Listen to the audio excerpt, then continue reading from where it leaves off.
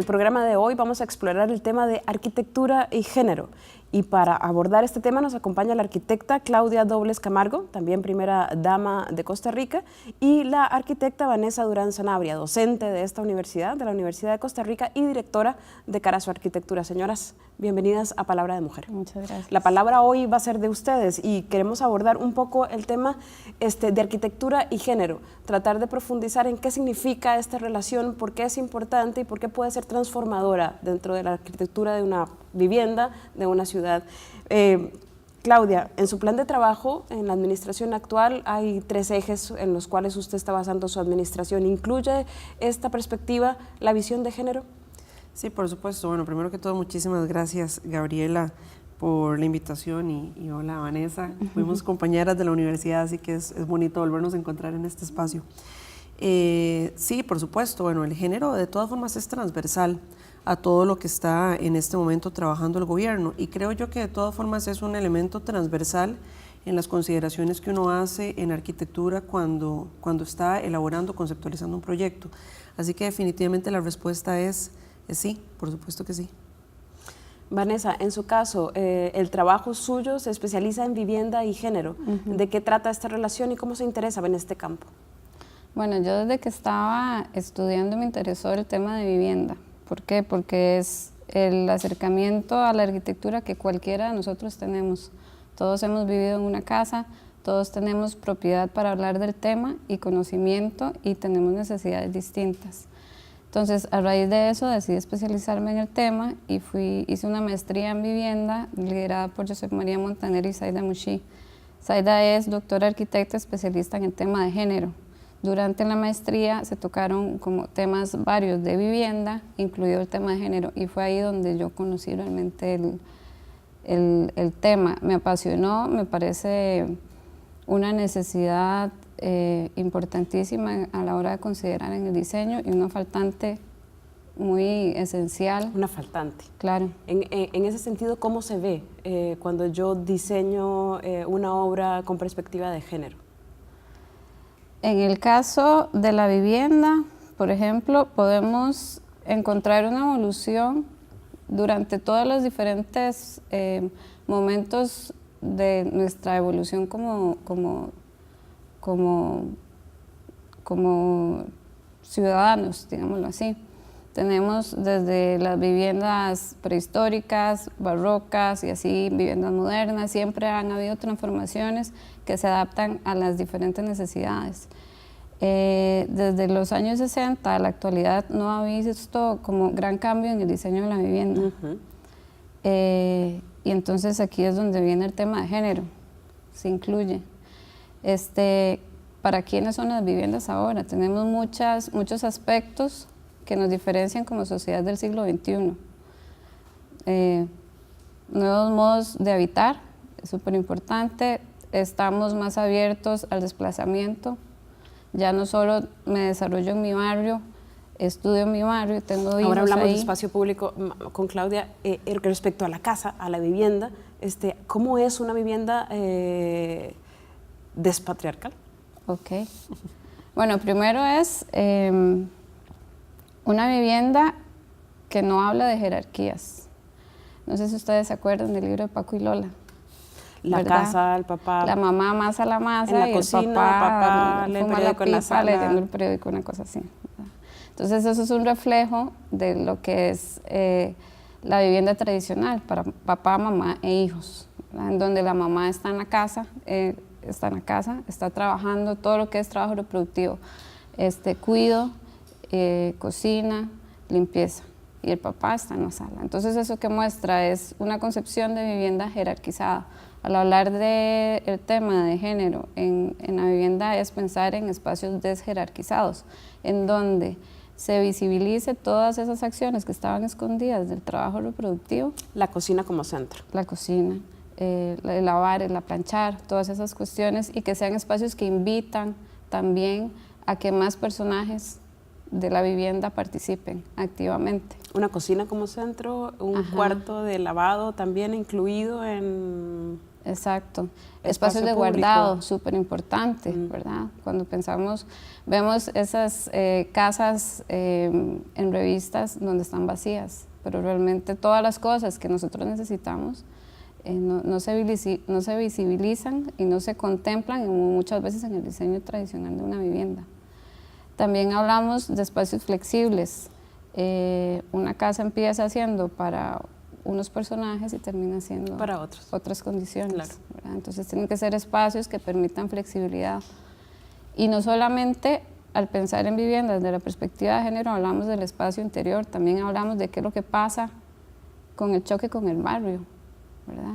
Espacios donde se permita convivir, donde se permita el juego, desde la casa hacia la proyección. Y vamos a pasar la pregunta entonces a Claudia. En el espacio público, ¿cómo podemos las mujeres apropiarnos de ese espacio? ¿Qué nos facilita encontrar, sentirnos más cómodas dentro de nuestros barrios, ciudades? Bueno, yo primero coincido completamente con lo que dice Vanessa. Al final del día, tanto la arquitectura como el espacio público lo que da es respuesta a las dinámicas sociales, las cuales cambian y están cambiando de manera muy acelerada. Con respecto al espacio público y al transporte público, que es otro de los aspectos importantes que hay que considerar cuando uno entiende la dinámica social entre cómo nos comportamos las mujeres, cómo se comportan los hombres, tenemos comportamientos distintos que son reflejo de patrones culturales que se están modificando, pero digamos que aún al día de hoy todavía hay diferencias significativas. La mujer utiliza muchísimo más el transporte público y por default, si no tengo vehículo, utilizo más el espacio público. Y nuestras dinámicas de movimiento y de comportamiento en estos espacios son distintas. Las mujeres, como tenemos una doble carga laboral, todavía tradicionalmente la mujer es la encargada justamente del quehacer del hogar y del cuidado tanto de los adultos mayores como de los niños. Entonces, esa responsabilidad, aparte de si la mujer tiene una responsabilidad fuera de casa, o sea, si trabaja fuera de casa, esa doble jornada hace que sus patrones de movimiento sean diferentes.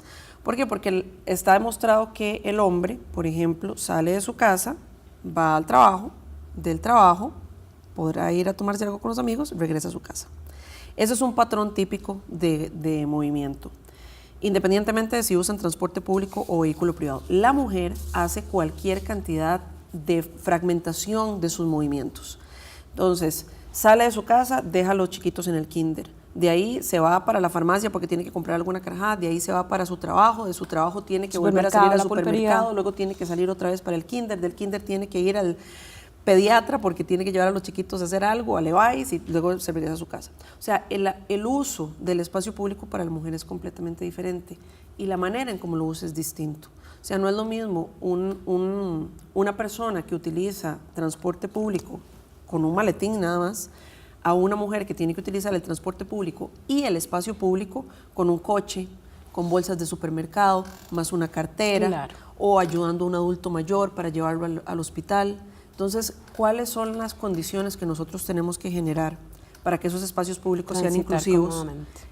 De entrada, por nuestros patrones culturales actuales, a los que van a beneficiar más es a las mujeres, porque Claudia, somos nosotras las que lo usamos más. Vamos a profundizar en ese aspecto de mujer y movilidad a través de la ciudad, cómo sentirnos cómodas y caminar con todas nuestras bolsas y coches. Y seguras. Y seguras. Cómodas y seguras. Y seguras. Al volver de una pausa. Muchísimas gracias. Volvemos. Estamos en Palabra de Mujer. Vamos a hacer un corte y regresamos para seguir explorando el plan de Claudia Dobles sobre mujer y movilidad.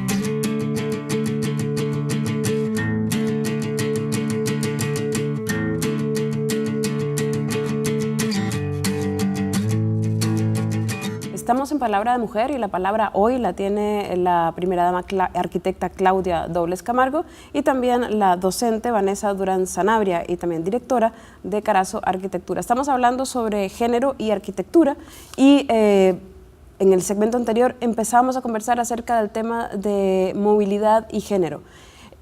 ¿Cuáles son las metas? ¿Qué vamos a ver al final de esta administración en cuanto a este tema puntual?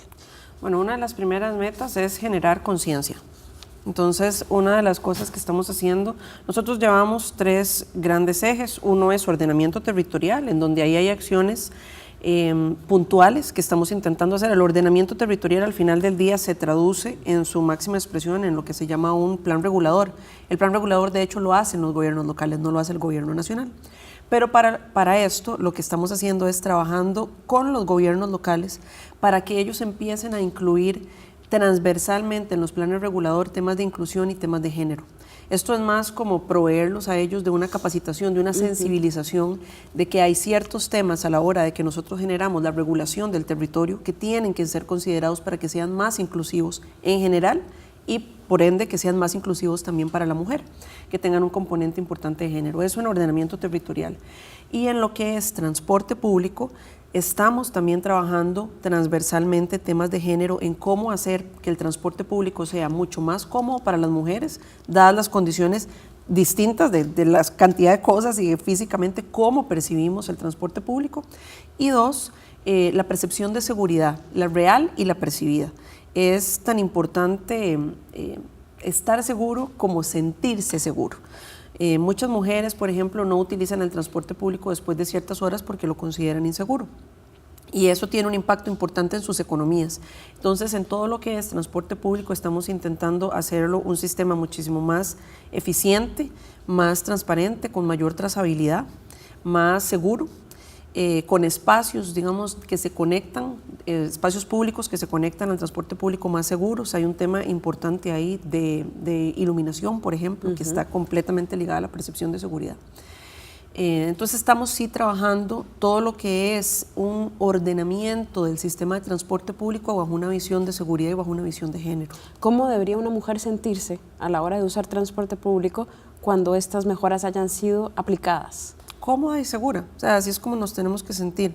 Aparte, sí se tienen que implementar ciertas acciones afirmativas, ya sea también de capacitación del personal en contra del acoso, el acoso contra las mujeres en los espacios públicos y en el transporte.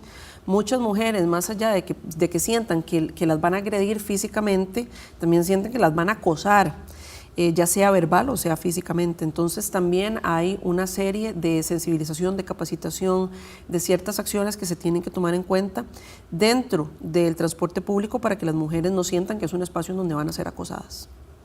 En el corto plazo, ¿se hicieron algunos cambios para líneas de buses exclusivos? ¿Eso mejora el tiempo de las mujeres transportándose y viniendo? ¿Qué más en los próximos meses? Bueno, nosotros, como te digo, estamos haciendo un trabajo intenso en temas de ordenamiento territorial y planes reguladores. En esos planes reguladores esperamos que ya vaya incorporada una sensibilización de inclusión y de género. Eso se está trabajando con los gobiernos locales. Aceras más anchas. Tiene toda una serie de componentes. Por ejemplo, sí, aceras más anchas y de entrada que no tengan huecos es algo muy importante. La aplicación de la ley 7600, por ejemplo, en todas las instituciones.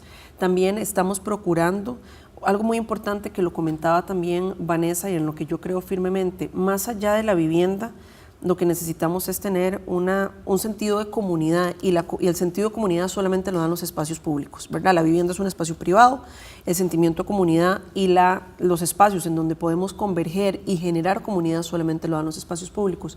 Y eso es muy importante. Una comunidad que tiene identidad, que tiene un grado de cohesión, usualmente es una comunidad más inclusiva y en donde las familias que viven en esa comunidad se sienten más cómodas y que presenta mejores características, por ejemplo, para una madre soltera. Profundicemos por ahí, Vanessa, teóricamente, o sea, desde la academia, ¿por qué es importante este tipo de mejoras en los espacios públicos para las mujeres? Bueno, primero, hay un dicho que dice, no hay vivienda sin ciudad y no hay ciudad sin vivienda, ¿verdad? Entonces, el hecho de hablar de vivienda directamente involucra el hecho de hablar de ciudad.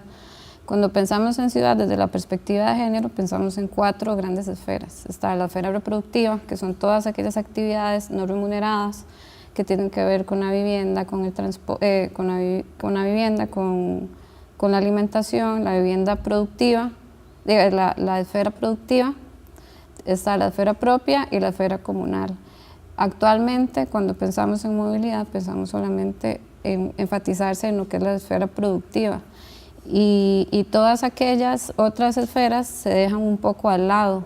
Entonces, es importante dar igualdad de importancia a las 4 esferas y así garantizar una igualdad no solo para las mujeres, sino también para los niños, para las personas adultas mayores, para todos aquellos personajes que han sido invisibilizados a través del diseño tradicional. Y por último, yo como mujer puedo hacer algo desde mi accionar individual para transformar el espacio, ya sea el privado o el público, para hacerlo más cómodo para las demás. Por supuesto. Nosotras somos las especialistas en el tema, realmente, porque quienes hemos tenido más acceso a lo que es el espacio doméstico, a lo que es nuestro barrio, somos nosotras. Y como dije anteriormente, no solo desde nuestros ojos, sino desde los ojos de los niños, desde los ojos de los adolescentes, desde los ojos de los adultos mayores. Y somos nosotras las que tenemos que entonces convertirnos en agentes de análisis y de propuesta más activos. Vamos a volver en el próximo segmento para ver el poder transformador que tiene la arquitectura en este sentido y también el poder transformador que puede tener cada mujer en su espacio. Volvemos con Palabra de Mujer después de una pausa.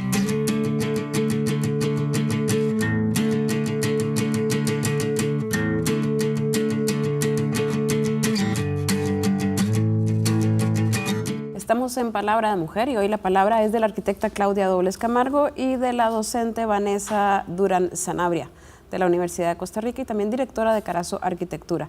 Y conversábamos de cómo apropiarnos del espacio y nos comentaba la primera dama acerca del programa Comunidades Seguras. ¿De qué trata? Sí, esto es un programa coliderado, diría yo, entre el Ministerio de Seguridad Pública y el Ministerio de Vivienda, con colaboración obviamente del INBU.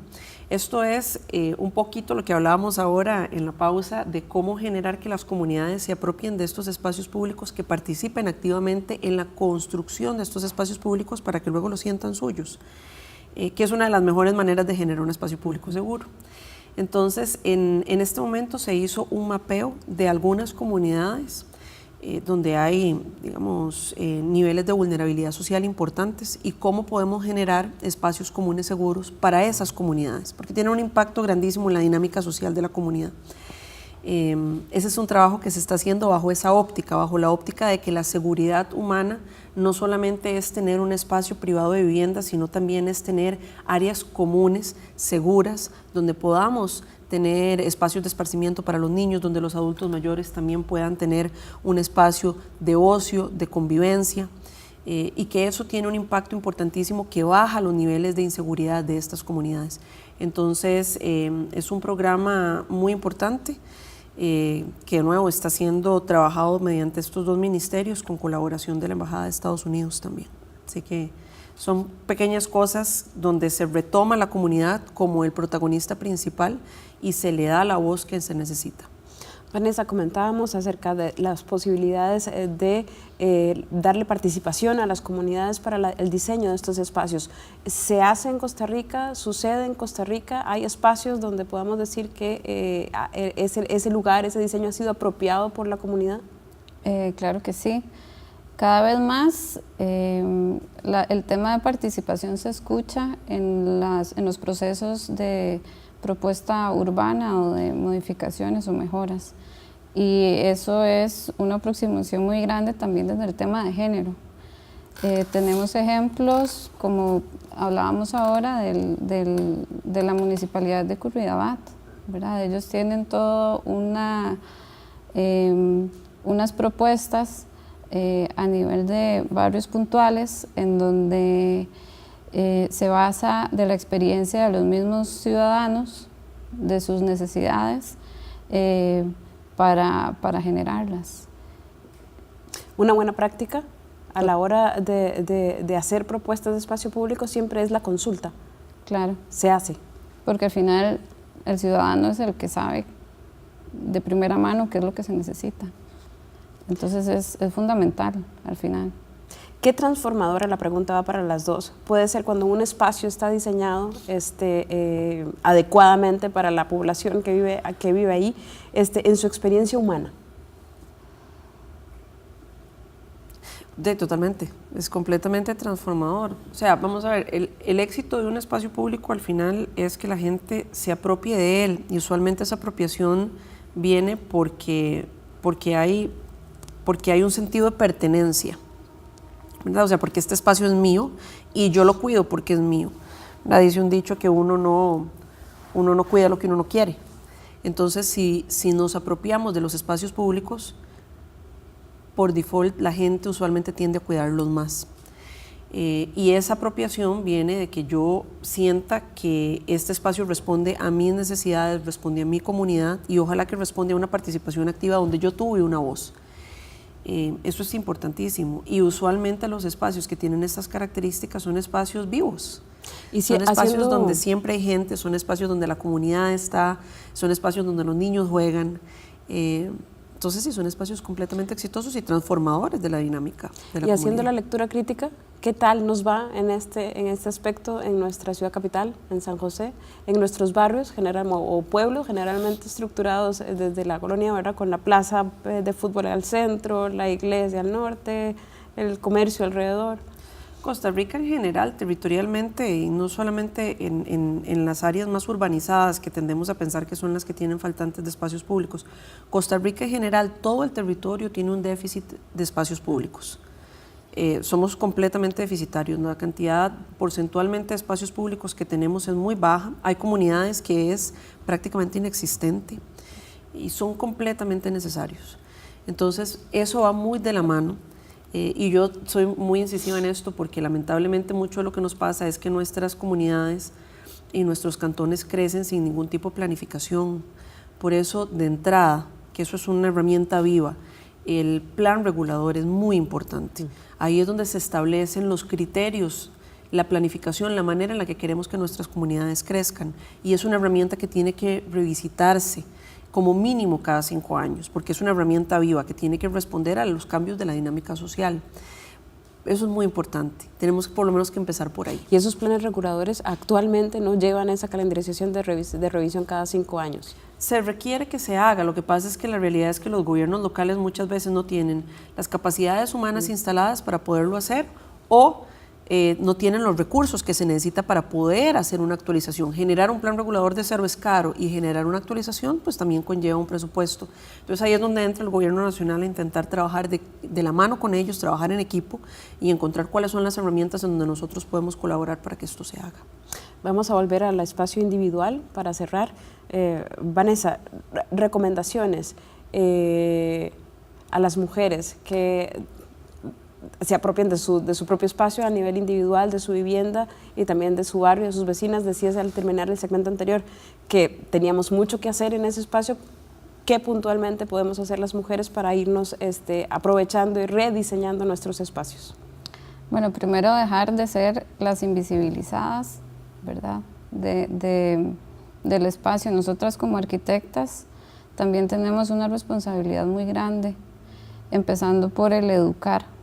Tenemos que educar a que realmente hay mucho por hacer, tenemos el conocimiento, podemos empoderarnos, podemos organizarnos y entender que realmente desde nuestra propia experiencia, de nuestra cotidianidad, podemos dar un gran aporte. Al final, hablar desde perspectiva de género a nivel país puede ser un diferenciador muy grande. Son pocas las ciudades que desde esa perspectiva han tenido un trabajo real y pueden ser ejemplos a nivel mundial. Y es una herramienta que lo que hace es sobreponerse sobre lo conocido, ¿verdad? No es eliminar, sino es agregar más variables. Entonces, desde ese punto de vista, es enriquecer las necesidades reales de los ciudadanos. Claudia, un segundo más. La recomendación. Pues a la gente un llamado a entusiasmarse y a participar. Yo creo que es importante, que oigamos realmente el sentir, las necesidades y la voz de las comunidades. Nuestro diseño institucional tiene muchísimos errores, pero nuestro diseño territorial no es tan malo. Lo que pasa es que nosotros somos uno de los países en América Latina con menos participación ciudadana. En principio, todo está hecho para que las comunidades tengan una voz en las asociaciones de desarrollo comunal y en sus gobiernos locales y que eso se encadene al gobierno nacional. Entonces, realmente es información que debería llegar hasta los puntos más altos de toma de decisión. Al día de hoy eso no pasa. Entonces, lo que estamos intentando hacer es llevar herramientas hasta las comunidades para poder oír cuáles son sus necesidades, pero necesitamos más participación. Muchísimas gracias, arquitectas. Vanessa, Claudia, muchas gracias por acompañarnos en Palabra de Mujer. Y los esperamos en nuestra próxima edición, recordándoles que por favor nos sigan a través de nuestras redes sociales.